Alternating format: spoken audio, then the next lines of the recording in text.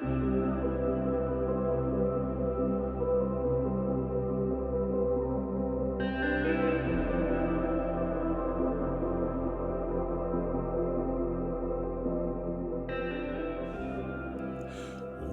back to the Oxford Division Model Railroad.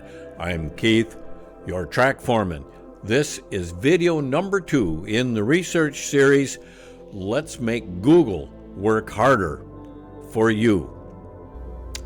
Let's begin. Open your browser and type in Maps or Google Maps. And if you're not good with geography, type in the destination you want to go. Today we'll look at Sioux Falls.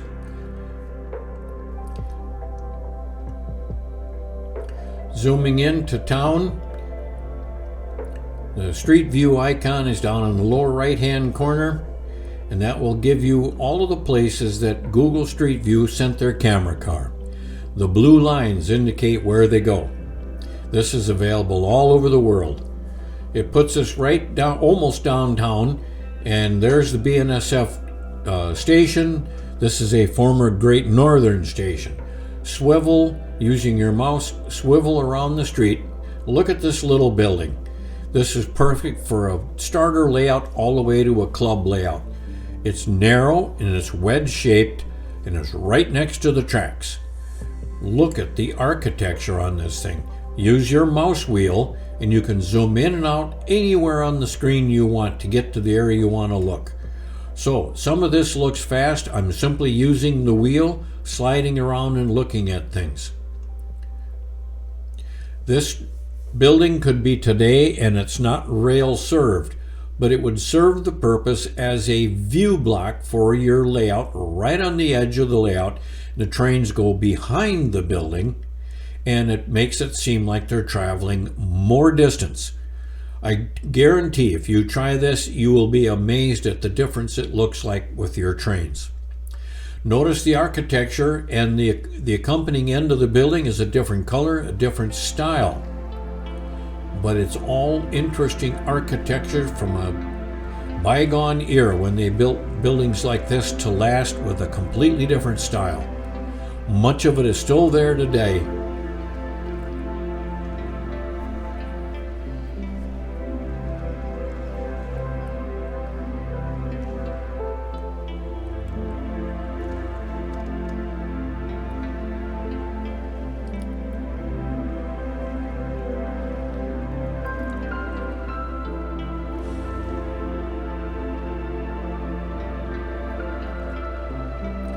You can do this kind of thing anywhere in the world.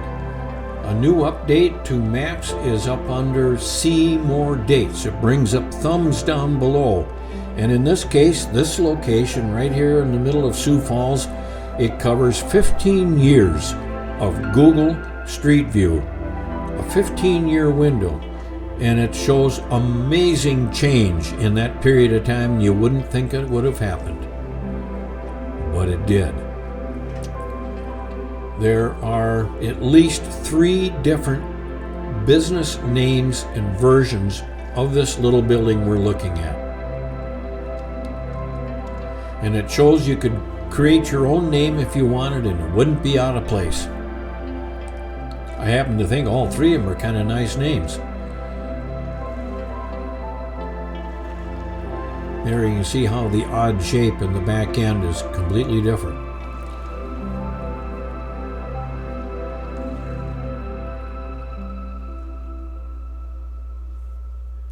Latitude 44 with a brightly painted side to the track. Notice that all the businesses, even though it's facing the track, it does face this street that came from downtown where all the skyscrapers are, and it gives them free advertising right on the side of the building.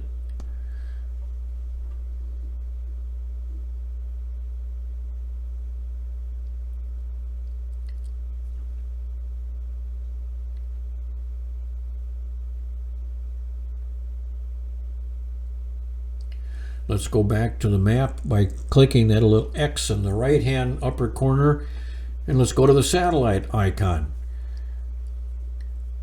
And we get to see the odd shape of this little wedge building. Notice the odd shape of the parking lot, and even the businesses further up the track have an angle too. This tells me, I have a suspicion, that it was all rail oriented. The property goes right to the edge, and you could backdate it and make it into almost any business you wanted. But it shows how there's odd shaped buildings out in the prototype. Don't feel bad about putting something in your layout that fits and suits for your shape and size of the layout. There's a prototype for almost everything out there. Now in the middle, let's go down to a former freight house. That's the building here on the left. As we zoom in on the one on the right, it's called Rail Yard Flats, and it's a modern building. This one, East Bank Depot, is, I believe, a former freight house, because when we look to the left here and look way in the back, Street View doesn't go down there, but it shows a freight platform, and it shows progress on developing that freight platform, developing it for the realty and for the business there, and utilizing it. So again, we're going to tap into previous years and see the variations of renovations to the building by choosing a year to look at. This becomes a very handy tool in places you wouldn't have thought of. Like I said, in this case, is Sioux Falls, and I was amazed at how many previous street views they had cataloged ready to use at your fingertips.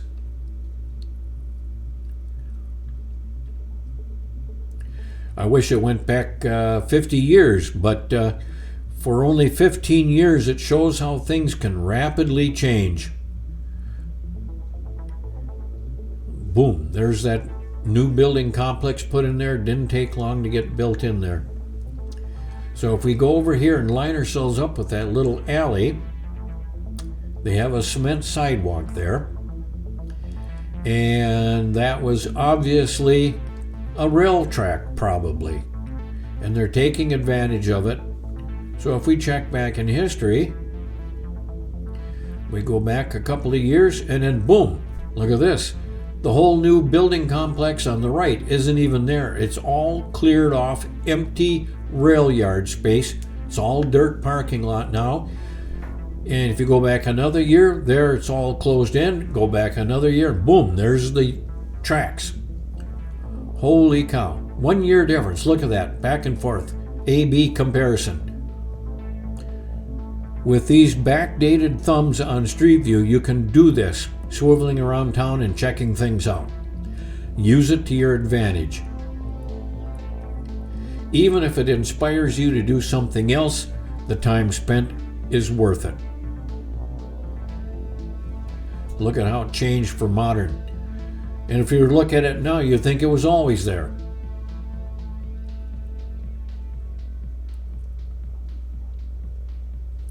There's the empty space where that building was later. There it's freshly smoothed off, and there's with all the rail yard and the tracks still there. What a difference.